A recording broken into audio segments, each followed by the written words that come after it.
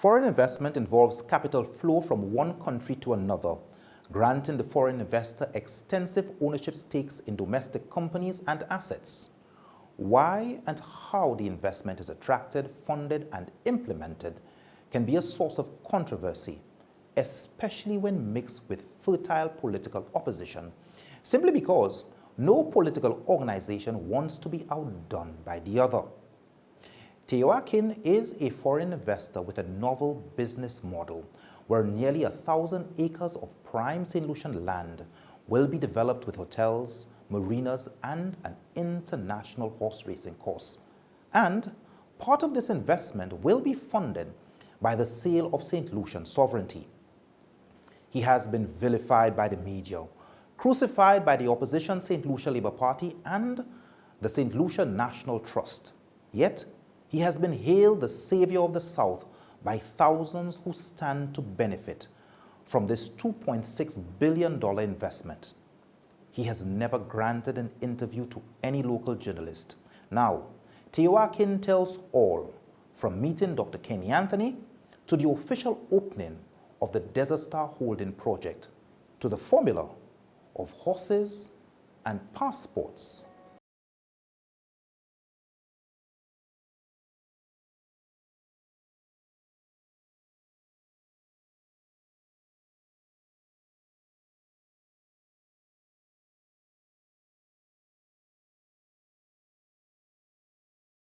In the course of this interview, is there any question or any topic that I'm not allowed to ask you a question on? You can tell me now so that we don't go down that street. Yeah, let's be forward and ask and shoot whatever you want. Tell me a little bit about your upbringing, your journey from Malaysia to Singapore, and you did that with Chinese parents. Mom and dad actually are the natives of China. Dad is a fisherman and left the southern part of China at a very young age to seek for a better future. Tell me about your educational background. What did you study? Where did you study? Well, after almost 7 years in Sydney, I graduated with a Bachelor of Architecture, and I married my wife, Ivy, and both we went to Boston. I was luckily admitted to study my master in urban design and architecture at Harvard. So I was the first Malaysian to be admitted in the American school from Malaysia at that time. So it was quite a challenge. After graduation, which is late 1980s, I worked in America for a while and then was headhunted and then joined then, I believe still now, the world's largest architecture and planning practice in Japan. So from New York, flew right to Japan and stayed with them, the company, for almost 4 years. And I personally handled and set out their office before I left and started on my own in 1993. From 1993 till, let's say, 2012, tell me some of the more notable projects that you worked on. It's a long journey there. We were very fortunate, and all this while, bear in mind, then we are consultants, doing a lot of development projects for clients, be a government client as a big client. The biggest project then, when we started, fortunate enough, was a new federal administrative city called Putrajaya in Malaysia. Then the Prime Minister wanted to relocate all the 26 ministries in a very urban, congested town of Kuala Lumpur into a new precinct, so that to facilitate better communication, more efficiency. So he dedicated a land called Putrajaya, and we are fortunate enough to won the competition to rebuild and design the new administrative city, and that was almost like now 20, 30 years ago. And so we designed that, and that helped us, the company, to make our name, so to speak. Your work with President Musharraf? Well, you had done your homework. Yes, it was introduced when President Musharraf then visited Malaysia and exactly visited Putrajaya, where the Prime Minister's office is. He was impressed. He was very impressed with the the preservation of contour, the green, the nature, the environment blend into the built environment. So naturally, then we were introduced, and we were then one thing lead to another. We ended up with designing the army headquarters in Islamabad. Why do you think your firm was chosen to do that? I guess all come down to one thing. We are action orientated, and we are very conscious about costs, time, exploration of the client, and be able to translate those ideas into implementable and action plan. What was your role in the design and construction of the Maidan Grandstand in Dubai? Well, Maidan Grandstand is probably one of the major pinnacle in our career, in our mid-career. We have done quite a few works already in Dubai for Sheikh Mohammed himself, and on the reclamation of the pearl, we call it the pearl, or commonly known as the palm. There were 3 palms in Dubai, and after doing the palm, we were invited to try to design something that we had never done before in our career, in our corporate career. That's the world largest racing racetrack and the grandstand. Regional media outlets have reported that your DSH company previously approached other Caribbean islands, including St. Kitts, Grenada, St. Vincent, before you settled on St. Lucia. True or false? A quick answer is false, not true. Perhaps I would like to explain how we come to St. Lucia. We have a mutual friend who is a jockey from UK, and he has a friend called Winston Trim. I never knew the tenacity of this man, but he reminded me of some of the quality of a great stallion. And I was introduced to him, and he subsequently introduced and brought me to see the Prime Minister. And that's my first visit to the Caribbean. I have never been to St. Kitts. I have never been to all the other islands that you mentioned. So let's start with, why didn't it work out with the Kenny Anthony administration? As I said, when we came here since March 2015, subsequently I came many times, and we make presentation, not just to the leadership, to the whole cabinet, and had long discussion, and we put forward a team to discuss items, and I thought at that time everything was okay, and we were told that they would sign an agreement quickly, because we need to assemble a team to undertake this work, to understand the site, so on and so forth. And up until, I believe, and I recall correctly, until May 2016, which is already a year gone past, we were told to hold on, and as you know, our home, and we are based in Singapore, it always takes more than 30 hours to reach here, and you can't fly back. So every trip coming here, as a chairman of the group, we have businesses all over. It's quite draining, and we were not sure then whether our proposal or the content of the proposal was seriously, whether it's going to go ahead with the kind of response. So we indeed, after being told that the signing is not going to happen, so we kind of took the message very clearly that the administration are not going to entertain this project. But we didn't make any announcement and so on, just wait. The political tide has changed in St. Lucia as voters ousted the St. Lucia Labour Party, SLP, pushing the St. Lucia Labour Party, led by Dr. Kenny Anthony, out of office. In a press conference after the results were announced, Prime Minister-elect Alan Chastany says his party will deliver on its election promises to revive St. Lucia's economy. But some of my friends knew about it. Some friends from Barbados and so on and so forth. They said, why don't you, Teo, explore other islands? You have great ideas. I think the idea is very good. Why don't you come over? And I did then stop over in Barbados. That after we were told that we are not going to sign. What was the main reason given for not signing? There were no reason given.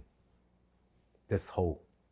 There were no any reason given whether they not agree with this or that, and because I would like to say that most of the content in the framework we signed later on, a couple of months later, are more or less the same with the new administration. Are you sure, Mr. Teo? Yes, I can. I'm the one involved. I can vouch for that. Why not you, as the investor, come in with your own money and build your project? Why must our citizenship be sold to finance your project?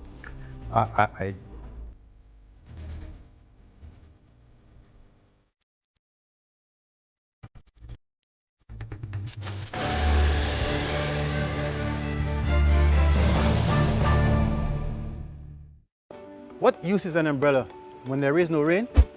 Many financial institutions claim to be there in times of plenty. But what have they done of late?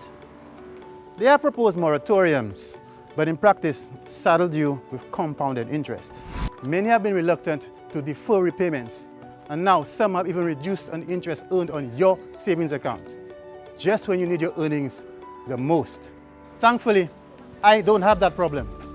I am a member of the Library Credit Union, and they are there with me, rain or shine. They now offer unprecedented interest rates on loans and hassle-free debt management solutions, because they're not for profit. They are for people. The Library Cooperative Credit Union. We're not a bank.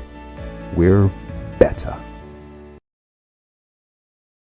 Here's to the stylish ones, the soccer ones, the pulling ones, and the beach bums. The ones who disregard the status quo, and the technologically advanced ones. For those who pay less and demand more. For those who want this, that, and everything in between, the Tivoli. Starting at only $599 per month duty-free. For the first responders, our doctors, nurses, firefighters, and police officers who need a test drive, call M Motors today. Telephone 451-4269. Life is a series of triumphs and trials. The circle of life has all the usual certainties and, of course, the unpredictable. Just one can affect you and your loved ones. Sadly, many fail to prepare for the unforeseen. Thankfully, we've been here for over 138 years, helping you plan and recover. We offer peace of mind at that critical moment. GTM Insurance, sound, solid, and reliable. Call us today at 458-6300 or log on to gtminsurance.net.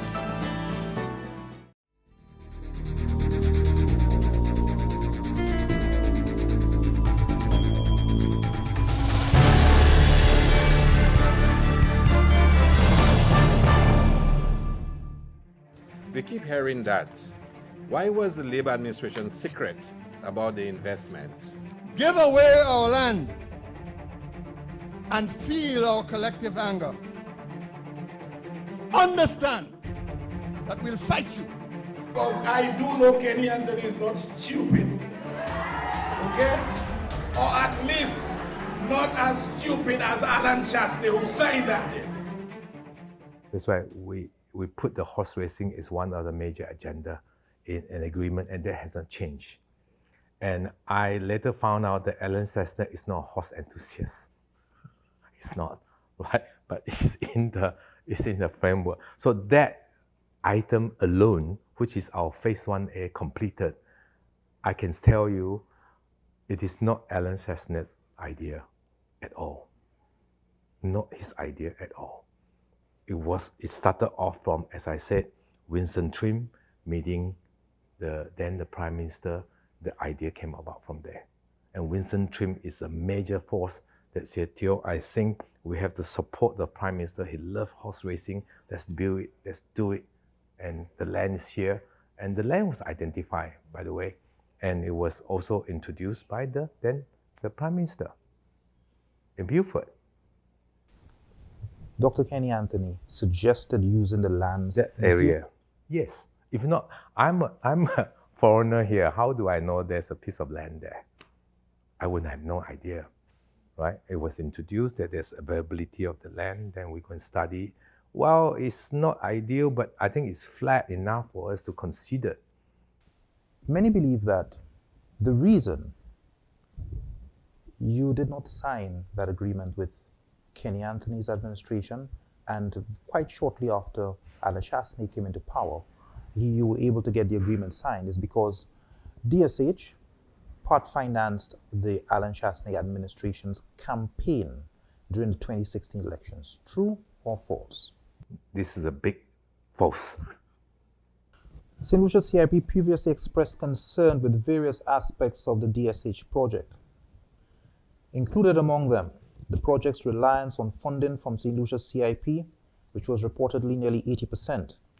The developer, Teo Ah Khing, lacked the experience in dealing with CIP. He had a weak marketing plan. He had a complex company structure. There was no evidence of the developer's equity would have been provided for the project. And the project posed a threat to other potential developments in the vicinity. How many times was the DSH project resubmitted to CIP and Invest St Lucia before it was approved? And what were the reasons for rejection? Well, I must admit that there is kind of a different kind of understanding in the three areas. First, I believe because of our nature of our work, it is a huge master plan. It is not a single hotel.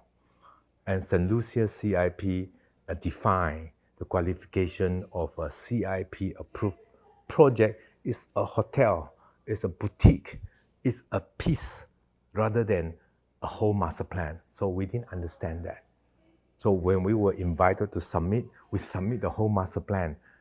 Of course, it created a lot of uncertainty. You mean the whole project is for CIP, and people misinterpreted, and that's not our intention. We did not understand the exact CIP qualification. It's about a particular project. Of course, 12 months later, we understood it very well, and we submitted phase 1A, phase 1B, one hotel, 250 rooms. And it's approved. It's been approved, right? So it took time for us to understand. However, whatever we submit, it has a piece of puzzle as a whole picture. We always keep the big picture in mind, meaning that in this, what we subsequently call Pearl of the Caribbean, it has many components. Some part we invest. For example, the racetrack, the barn, the salary of 200 staff is already past 20 over million. And that is an investor or entrepreneur's contribution to the country. And it's built on government leased land. If you understand, no investor, especially foreign investor, will put their money and build something that they cannot take away on the land that doesn't belong to them. So there was a lot of misinformation circulating around that, this and that. But as you know, Dale, I like to let the action speak for itself. DSH stated the gross development value of the Pearl of the Caribbean stands at $2.6 billion. St. Lucian CIP estimated the gross development cost of phase 1 was $340 million. Right. Yes? How much of your own capital was invested in phase 1? Our phase 1A racetrack is 100%. And our phase 1B, so to speak, one of the hotel, we have submitted, and we are going to raise minimum about 28 million, which is going to be about 70% of our equity to build the hotel. And by the way, Dale, I have today not earned a single CIP from the government yet. What do you mean? We have not sold a single, all our funding are self-funded. There is not a single cent from CIP that goes into the project. Mr. Teo, so it's understood that you have 200 passports that you need to sell to finance this? Well, officially, the project entitlement is 200 passports. Out of these 200 passports, how many have you sold? We have a lot of applicants, but we have not collected in a single cent. Why? Because we want to make sure, number one, that if this program were to start, it's going to be sustainable. It's not going to be hit and run and open and close. That's why I'm a great proponent of ribbon cutting, not groundbreaking. Do you have a monopoly on selling St. Lucian passports at present? A monopoly? Yes. Is it you and only you? I don't think so. I think there are other projects that are selling passports all over the world. No. In 2019, you also told Millionaire Asia the gross development value of the Pearl of the Caribbean would more than double to US $6.5 billion from $2.6 billion. What developments led to that increase?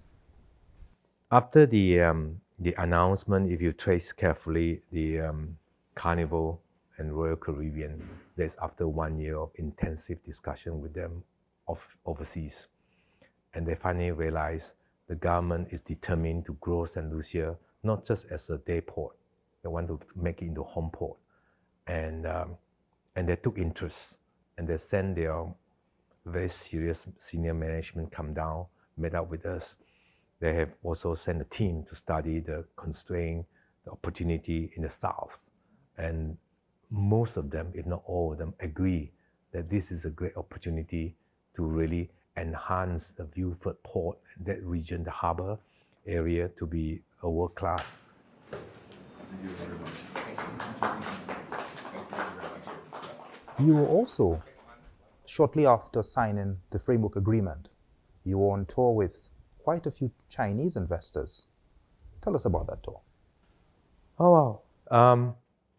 If you recall, after the signing of framework agreement, we have been approached by many people, not just the Chinese, Indonesian, the Vietnamese, and in the Asia side, they're a bit very crowded, the kind of industries and logistics supply, and all these big supplies and logistic chain heard about Pearl of the Caribbean then. So naturally, a lot of these corporations are interested to see whether they have opportunity. But we invited them to come here to see whether St. Lucian can be positioned as a hub for logistics for the Caribbean. And these are the world's largest logistics supply chain among the 5 groups that we invited, China Logistics. So they came. Of course, we had to put aside political alignment. As I said, we're not political aligned. And today, anybody say, I can come here and contribute to the island, can you entertain us, take care of us? I say, yes. Mr. Teo, why would St. Lucian passports or St. Lucian citizenship be sold? The funds then go into escrow or be it handed to you, which would then be used to create a development. Why not you, as the investor, come in with your own money and build your project? Why must our citizenship be sold to finance your project? I will answer in 2 ways. First and foremost, we are not using government passport money to build my project. This I must qualify. For example, no CIP money being used for racetrack. The passport, the beneficiary of the passport, as I said, are predominantly all from Southeast Asia. Let me give you an example. Let me say this categorically. Even if we don't sell the 200 passports or only have 50 takers, for example, the project will still be built. And how we build? Because we have enough resources to finish the project. So we can't wait until the full 200 passports are sold, like others, then we start. When I said I committed, then we want to do ribbon cutting, because we are building an institution for university, for hotel, hospitality, school, things like that. So we are not building a real estate just to sell the passport. I'm setting up a learning institution here, a university, so that university take in 200 students a year, and they churn out certificate for this, and the passport holder also engage in a certificate for world famous university. For a 300,000 US dollars, they think St. Lucia offer the best value for money in the world. Of course, we as a developer had to pay the university a lot of school tuition fees, which is out of our pocket, right? And we have to then use a real estate or hotel to give it to the CIP investors for them to hold for 5 years. That is their property. So at the end of the day, minus all the administrative costs, you ask me, Mr. Teo, are you making money from this? I would say I don't lose money. When you do start to sell the 200 passports that you have the quota on, who will have control over these funds? The CIP had outlined a very clear process in terms of where the money come from, when did they pay the money, subject to the approval, due diligence, so on and so forth. The steps are very clearly outlined, and we follow the steps. But insofar as an investor point of view, there was suggestion that is there a possibility to set up a common pool of escrow so that investors feel, because they also want to feel safe that their money are in the safe hands, not in my hand, in a third entity's escrow account. We say it's fine, so we present this to the government for consideration as well. I've heard everything, but you still have not answered my question. Yes. If this is your project, why aren't you financing it? We are. We are talking to bank for financing, to building all this. We are. As I said, even, let's say, our CIP marketing process effort fail, we only get one CIP. This project will continue. And without financing, this project will not continue. It will stall.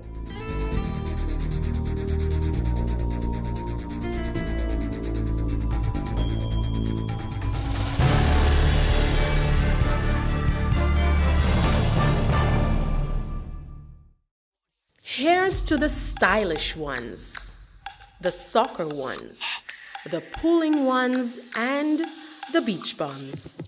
The ones who disregard the status quo, and the technologically advanced ones. For those who pay less and demand more. For those who want this, that, and everything in between, the Tivoli. Starting at only $599 per month duty-free. For the first responders, our doctors, nurses, firefighters, and police officers who need a test drive, call M Motors today. Telephone 451-4269.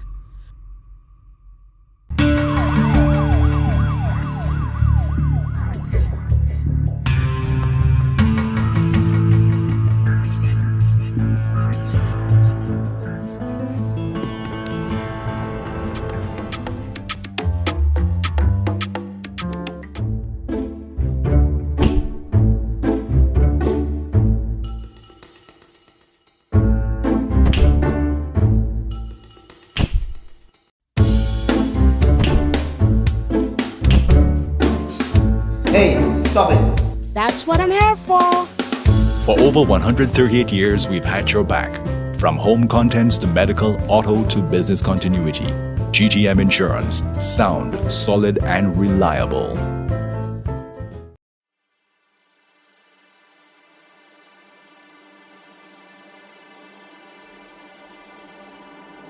Thousands of people lost their jobs as a result of COVID-19. My family and I were also affected.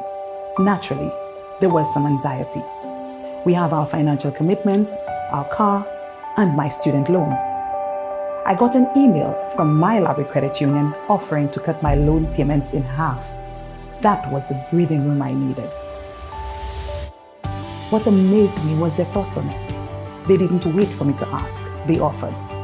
I've been with them for eons, simply because my Library Credit Union is about people helping people. And it is really true what they say. They're not a bank, they're better.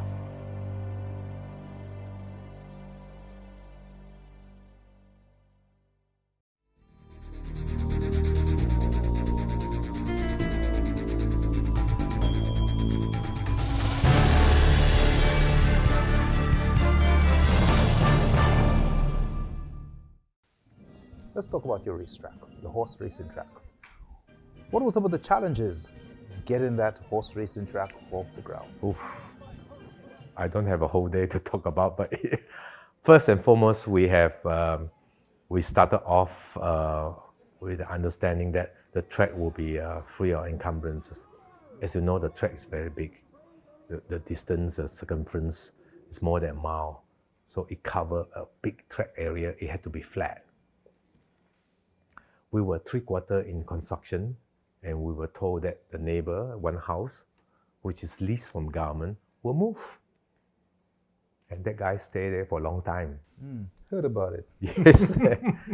And as you know, every day we have machinery costs burning, right? And we have burned over millions just waiting. For the one guy? Yes. So these are the challenges. These are unseen challenges. But nothing can be far from the truth if only money, and we understand, and government have been very, very clear, explaining and showing their efforts, and they're going through the due process of legal process. What can we do? So we then boldly suggest to government, how about turn the track 90 degrees? We did. And that's the track that you see. You moved the entire track for the one house? We reconstruct the track. It cost us, we abandoned the 3.over million. We redo, turn it around. If you check the satellite, you will see the old satellite, that is the one, it stopped at the fence of the house. And then we do this one, across the road. So that's challenge number one. Challenge number two is, last year when we were launching the December 13 Pitons Cup, and there were a lot of news in the market, and we kill our horse, eat the horse meat, and the horse die in our farm. I never experienced it in the rest of the world, except in St Lucia. And there was an attempt to stop people coming to enjoy, to celebrate a National Day event. But the St Lucian are not, I'm so grateful that St Lucian, they themselves come and voted with their feet.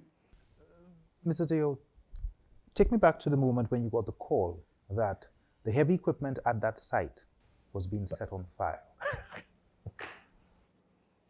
Well, I will have to take it positively, say it was an accident. Really?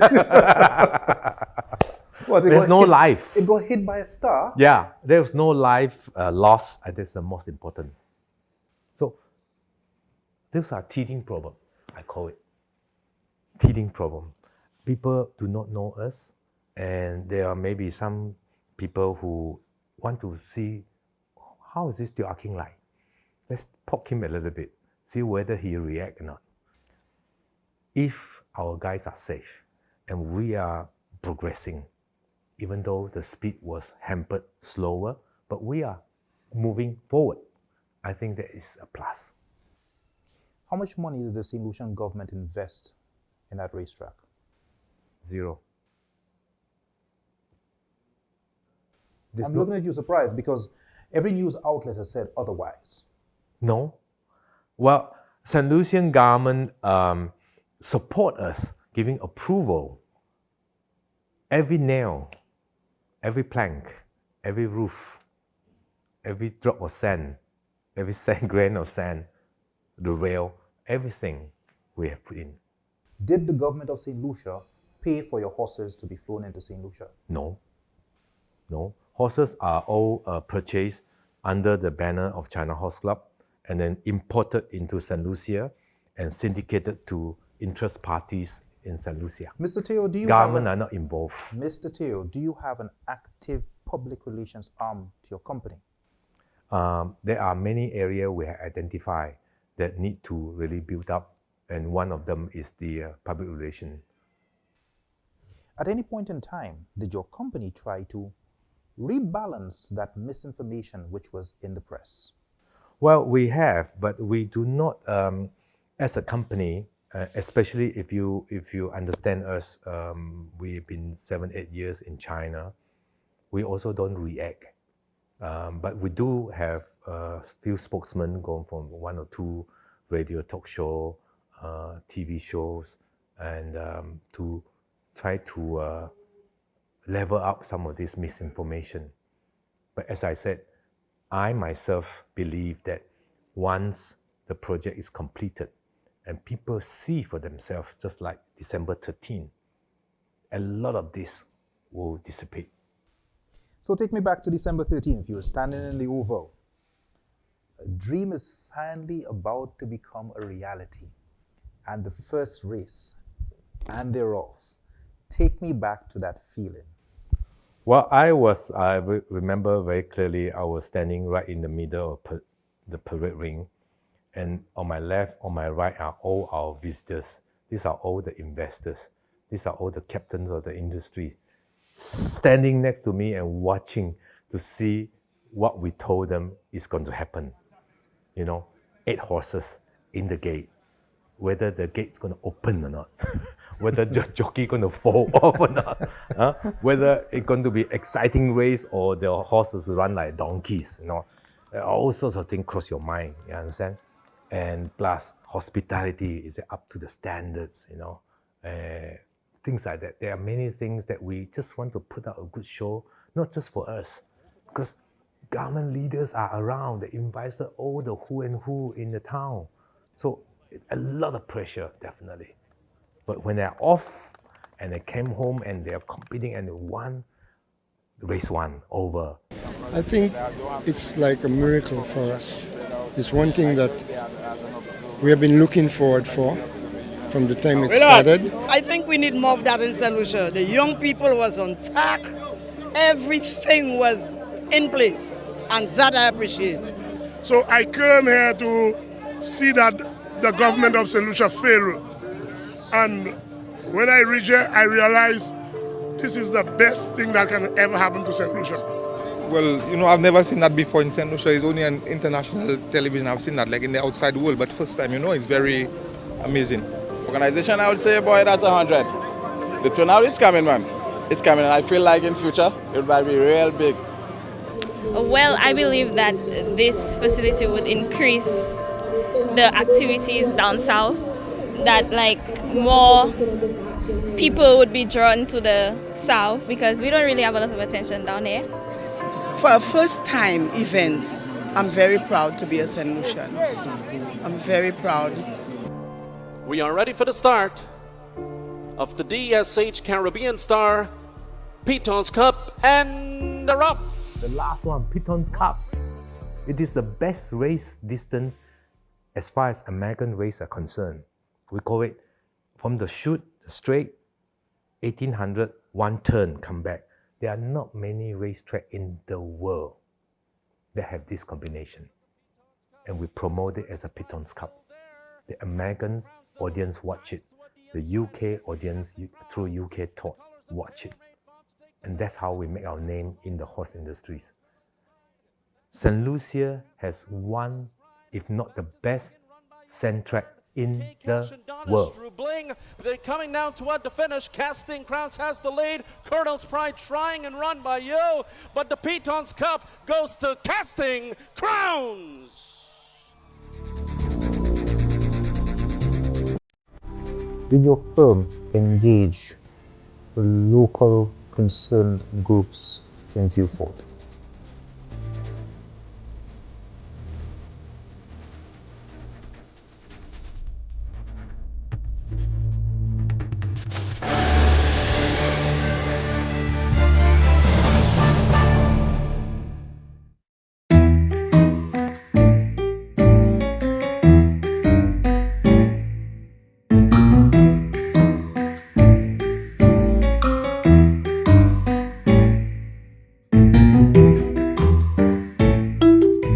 Time is precious. With Library Cooperative Credit Union's online member service, you can make better use of time.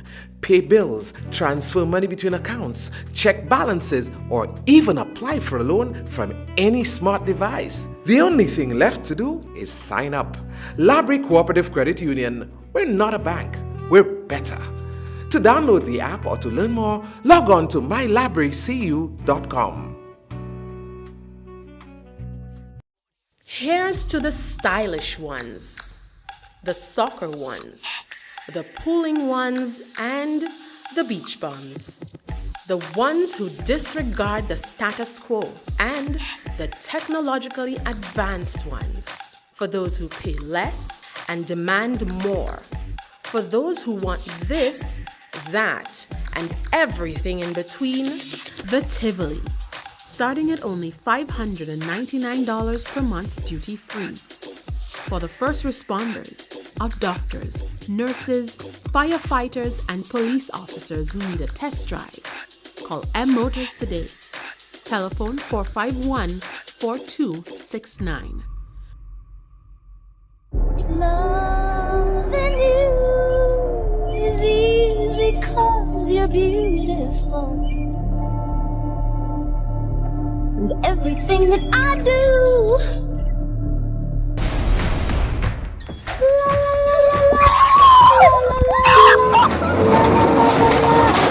la la la do do do do do.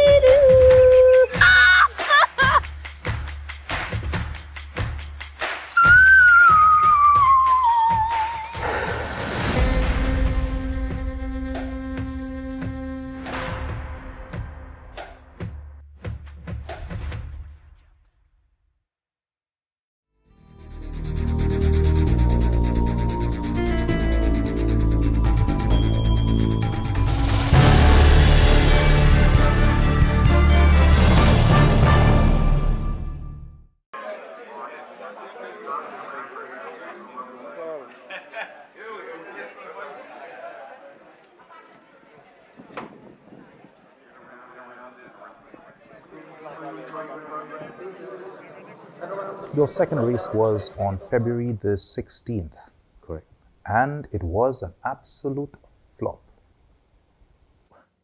I knew you were going to say that. We have increased our horse ownership by 300%. That is the objective. In the tent, there are 5 more horse owners showing up based on December 13th marketing. And February's focus wasn't, to be honest, with the public draw. We know what the public capacity can hold. We know that based on December 13. But December 13 showed us very weak link on the ownership statistics, that we can't collect all the owners together, promote ownership of horses, because we are planning for the next batch of 40 horses to come in. So February drive was ownership. Prime Minister Alan Shastin described the DSH racecourse as a loss leader. He says, this track ain't gonna make no money. All right, it's just a cheese to attract the investors. Do you agree? He's correct.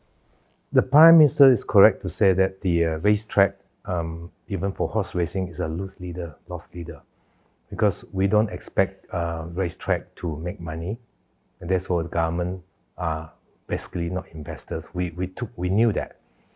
However, being an entrepreneur who invested in this track that we know and we love very much because of horse industries, it was interesting to note the comment from this businessman last Sunday, said that I was very surprised and I'm so happy I didn't go to the souffle, that I come and see there are entrepreneurs who are investing in the country at this scale.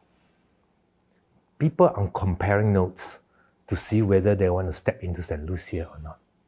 And are they going to be the first person, not a step on the moon, are they going to embarrass themselves losing money? And it's not that we are losing money, they saw the vision of Pearl the Caribbean, and they understand exactly what we're doing. And I wish I had more friends like this on the island. With regards to the DSH project, which we are not supporting, because in effect, St Lucia is actually giving away lands for free. Did your firm engage local concerned groups in Viewfort? We have never officially made any engagement with a local group. If you are talking about those interest parties and things like that, no. What role did the protest action play in the change of plans? Well, we did not intentionally wanted to have the project as a controversial project. We were doing it as a studies to see that what are the hidden potential for the South, what are the possibility of the South that it possesses. Then the government can put some plan together to do a detailed studies. Before we even go to that step, the thing, as I said, blown out of the whole path, and I realized that this has become a political subject. I don't believe in bluffing people. I don't believe in misleading people. The government of St Lucia of the Labour Party never signed any document with Teo Ah Khing. We never signed a document with Teo Ah Khing. We never signed any contract. We never signed any agreement. In a democracy, the opposition party's primary role is to keep a watch over government's actions which may affect the citizens of a country.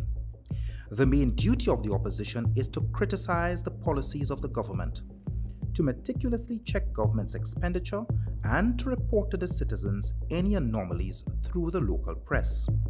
The reasons for opposition is often phrased as wanting what's best for St Lucia. But likewise, what's best for St Lucia achieved by the party in power spells disaster for the opposition at the polls. From the onset, the opposition St Lucia Labour Party downplayed advancement or be it fertilization of the Desert Star holding project. The leasing of the Beausejour lands, the horse racing track, and the use of CIP dollars to fund this project have all been denied by opposition sopranos. However, the paper trail paints a vastly different picture. On April 16, 2015, Dr. Kenny Anthony penned this correspondence to Teo Ah Khing. Dear Sir, thank you for your letter dated April 1, 2015. I thank you for your continued interest in investing in St. Lucia. It was indeed an honor to receive you and your team in St. Lucia a few weeks ago. The government of St. Lucia has no objection if Invest St. Lucia provides you, as requested, a 6-month exclusivity agreement for Desert Star Holdings to review the following properties: Beausejour, Canals, and Duty-Free Point Seraphine. The George F.L. Charles Airport site does not fall under the jurisdiction of Invest St. Lucia, so I have excluded this site from your list. However, the government would welcome your company's ideas on the future development of that area. It is understood that exclusivity means that none of these properties will be sold to any outside party during this period of review by Desert Star Holding. Yours sincerely, Kenny D. Anthony. On September 4th, 2015, Philip Pierre, acting then as Prime Minister of St. Lucia, also wrote to Teo Ah Khing. Dear Sir, the government of St. Lucia is pleased that your company Desert Star Holdings Limited is well advanced in its plans to invest in an international horse racing track and support services, tourism and residential accommodation and entertainment facilities at Beausejour Viewfort St. Lucia. I wish to assure you that every effort consistent with the laws of St. Lucia shall be made to facilitate these investments and ensure their commencement at the earliest possible time. The government of St. Lucia looks forward to further developing a relationship with Desert Star Holdings Limited and will be prepared to sign a memorandum of understanding outlining our respective responsibilities with such endeavors. On January 19, 2016, 6 months before general elections, The master plan for the DSH development was submitted to Prime Minister Dr. Kenny Anthony. These renderings included the horse racing track, a marina in the Makoti mangrove, and a hotel development. These renderings were accepted and acknowledged by Dr. Kenny D. Anthony. To facilitate your horses, the government had to decommission the View Fort sanitary landfill, tune of millions of dollars. And now, all the garbage from Soufrière right through to Dennery must be transported on a daily basis to the Dayglow landfill, costing government in excess of $5 million annually. Teo Ah Khing, what is your contribution to this bill? We never, ever put a pressure on government. You must cover the solid waste. We went ahead to construct our racetrack. But we noticed once we put out the fence, all our fence we stuck with paper, rubbish paper, and the odor that comes when the easterly wind bring it over there. Well, that's my point, Mr. Teo. Yeah. However, the race continue. Construction continue. We never say, if you do not want to cover this, we'll stop the race. Never. Mr. Teo, I understand. So, I understand all of that. Yes. But because your development is in full swing, now the garbage from the south must be transported miles away. And I understand all the problems with the mangroves and so forth. That's been there for 20 years.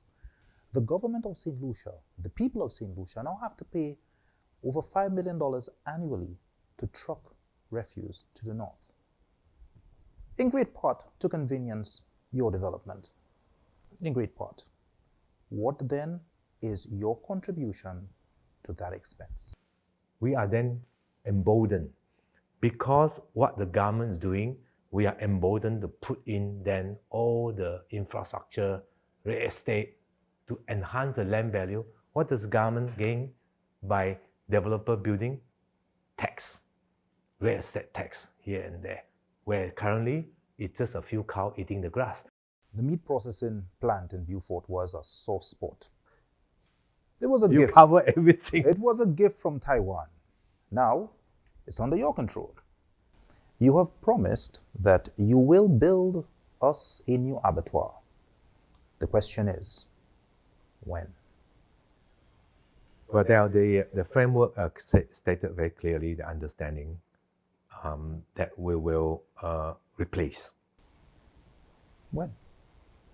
Whenever government found a piece of land, whenever it's ready, whenever then we call contract, we build and we pay. In 2020, an election looms. Considering the bad press that you have gotten and the bashing that you have gotten from the St. Lucia Labour Party, you have been vilified in the press. I guess you realize that. I was told many times, yeah. What do you think will happen if and when they win? Can I say in my own layman's term, right? I think for the last 28 years in all the country that we have done our project, including starting from today's interview in Malaysia and all over to Pakistan, to Dubai, and so on and so forth, we always put the people first in our project, people in the country. Therefore, I believe come 2020, the people of St. Lucia will put their foot down and tell me whether we are welcome or not. And then I'll take the message. The leeches are those who come to a poor country and want the country to spend over $3 million doing Batem Cheval for them. Spend millions of dollars diverting roads. A leech will come here, like those who go in our NIC funds and take millions of dollars for some Cabot Link project. Mr. Speaker. These are the leeches. When you hear all of this bad press about you, how does that make you feel? It makes us stronger. it makes us stronger, honestly. Because once the land is transferred, the option is his to either lease or buy. It is his option. I don't know which jackass developer you get in land an acre, $1 an acre for 99 years. See, same way I paid for the whole 99 years. One time, look at $99. So now we know that there are fundamental defects. Because what Mr. Teo Ah Khing is engaged in essentially is to use the very resources of the people of the country through the sale of their passports to finance this project. Citizenship by Investment Act number 14 of 2015 makes provision for any developer or individual to apply to the government of St Lucia through cabinet for the approval of a project to be termed an approved real estate project. Under this route for the grant of citizenship, the Citizenship by Investment program therefore funds that specific project. So this is not unique to any one developer. Let me repeat, no government funds have gone into the racetrack. As long as we know that all those criticisms are no base, they have done for the sake of other reasons. If they had criticized us based on our design fault, then I would take it really seriously. But some of this misinformation came from nowhere. So we know that we just have to be very cautious, continue to be responsible, continue to engage with the community. How long have we gone? More than an hour. This guy took 4 hours, 2 hours already. Final question. Final questions. He has asked too many questions. He had done the 3 years interview in one go. Mr. Teo, final question. I thought that's it. 30 seconds.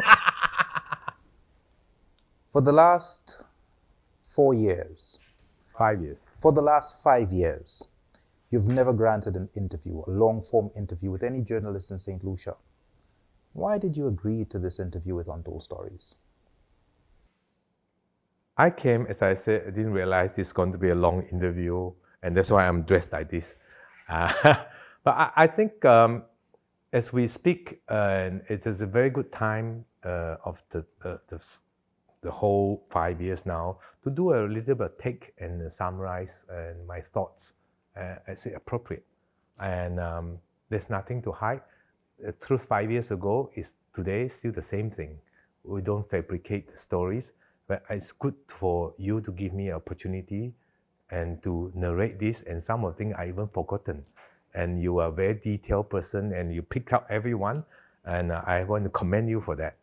And hopefully the next interview is 5 years' time.